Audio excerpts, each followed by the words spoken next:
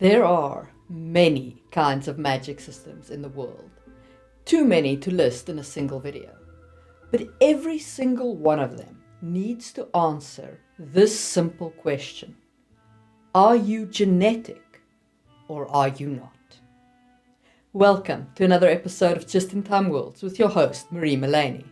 Today, I want to talk about the importance of deciding whether your magic system has a genetic component or whether it is not genetic in any way, shape or form. If this kind of topic interests you, please do hit the subscribe button down below.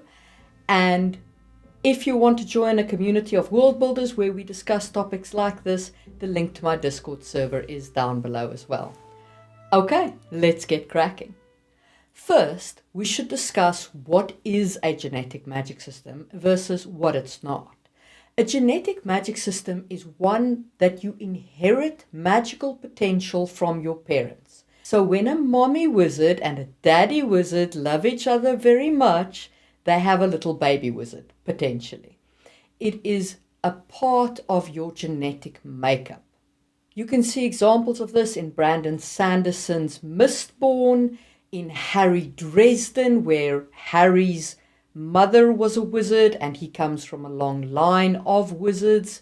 You can see it in my magic system, where I in fact have lent into it and made it a magocracy. So my nobles inherit not just their magic, but also the position of authority in the Empire of Lumiaron.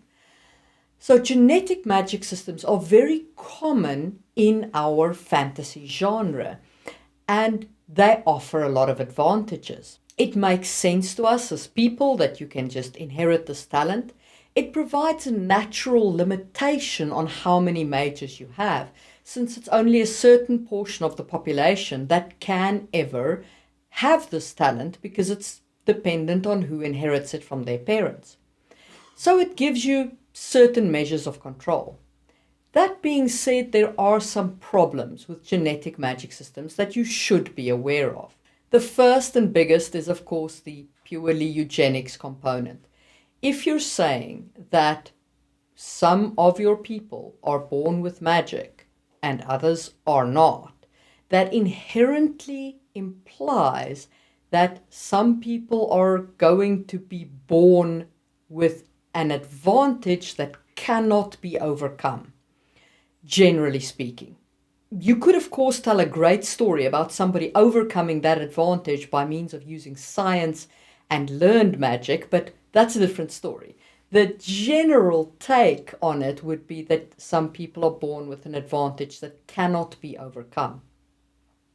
This, of course, has an impact on your society. It does alter the way that your society reacts to those people and how those people react to your society. And you need to think about what happens when those people say, well, I'm now going to be the leader and you can't stop me. I'm born better. What is the impact on your society? Now, I leaned into that. I made my mages a magocracy. I put them in charge of the country. And I also made them noble. And of course, nobility has centuries of we are born better because of the place we were born into, standing behind them.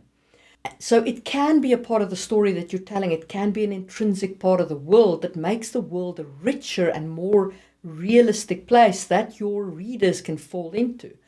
But that requires you to be aware of the choice that you're making in choosing a genetic magic system, and it requires you to think about the impact that it has on your societies. So you need to consider, what about eugenics? You need to consider, what about racism? If different races in your society are born with different talents, or there's just one race that has magical talent, what is the impact on the other races? What is the impact on the other people? It is definitely worth thinking very hard about the kind of society and the kind of world you are constructing. Okay, so let's say you want to skip all of that and you don't really want a genetic magic system. You just figured that, that's the way it goes. There are other ways to do it. Most famously, the Kingkiller Chronicles, of course, is not a genetic magic system. And in fact, the bulk of the Kingkiller books currently out is an exploration of how to learn magic. Kove goes to the magic college, to the magic university, and learns magic like you would learn mathematics or any other STEM skill. So you could lean into that and make it just a science.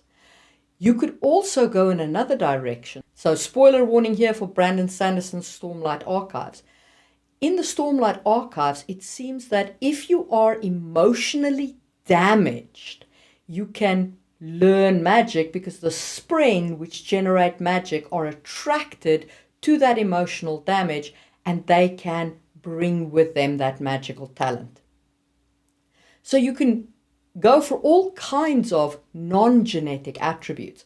I have an idea drifting around in the back of my head for when I finish the 3rd book of Sangwheel for a different world where I won't use a genetic magic system.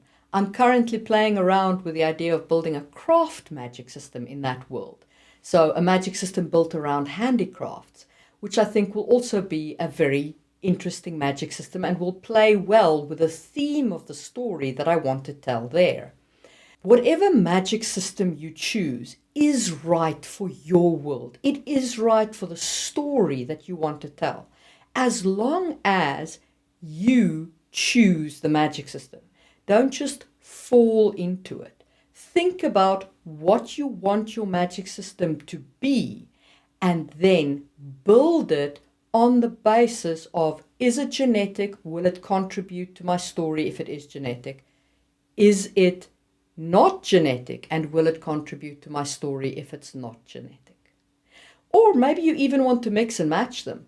You can, for example, have a genetic magic system that also requires you to go to a magic school and learn the skills. So you have the potential, but you also have to learn them. Whatever you decide, give it some thought. Think about the pitfalls of genetics versus the pitfalls of non-genetics, because of course there are pitfalls there too. Do you now just have unlimited magic? Can anybody be a mage? And in that case, why is everybody not a mage? So a lot to think about, but good decisions to make for your future storytelling. If you want to support me in making more of these videos, links to my Ko-fi page and my books down below. And if you enjoyed this video, you'll probably enjoy my video on craft guilds in fantasy worlds. And I will see you soon for another episode of Just in Time World.